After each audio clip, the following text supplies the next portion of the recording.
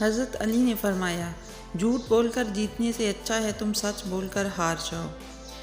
جھوٹی شان کے پرندے ہی زیادہ پھڑ پھڑاتے ہیں، خاندانی بازوں کی اڑان میں کبھی آواز نہیں ہوتی۔ اپنے رویوں کی وجہ سے کچھ لوگ ہمارے سینوں میں بنا کفن کے ہی دفن ہو جاتے ہیں۔ اچھا وقت انہی کا ہوتا ہے جو کسی کا برا نہیں سوچتے، طاقت اور جہالت دونوں کسی دلیل کو نہیں مانتے۔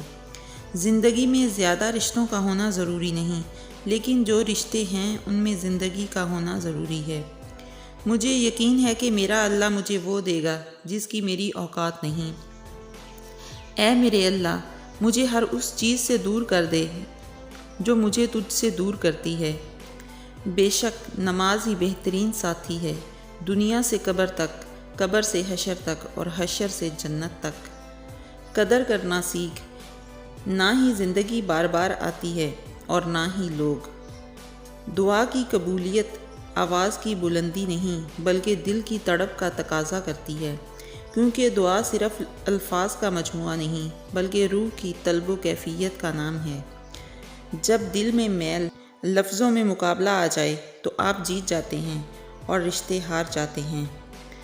اعتبار اور پیار دو ایسے پرندے ہیں جن میں ایک اڑ جائے تو دوسرا خود ہی اڑ جاتا ہے۔ تقدیر اسے کہتے ہیں جو انسان کو گھیر کر وہاں لے جاتی ہے جہاں وہ جانا نہیں چاہتا تھا۔ انسان مضبوط اتنا ہے کہ پہاڑوں کا سینہ چیر دے اور کمزور اتنا کہ لفظوں اور لہجوں سے ٹوٹ جاتا ہے۔ حضرت علی نے فرمایا، انسان اپنی زبان کے نیچے چھپا ہوتا ہے۔ ہم اپنے غموں کی نمائش نہیں کرتے، خود ہی روتے ہیں، تڑپتے ہیں، بہل جاتے ہیں۔ ہر ایک کی مدد کرو، یہ سوچے بنا کہ وہ آپ کی مدد کر سکتا ہے یا نہیں۔ الفاظ چابیوں کی مانند ہیں، ان کا استعمال کر کے لوگوں کے منہ بند یا دل کھولے جا سکتے ہیں۔ کتوں کے بھونکنے سے مجھے کچھ فرق نہیں پڑتا، میرے معیار کا تقاضا ہے کہ میرا دشمن بھی میرے جیسا ہو۔ اچھی چیزوں میں خود کو مصروف نہیں کرو گے تو بری چیزوں میں خود ہی مصروف ہو جاؤ گے۔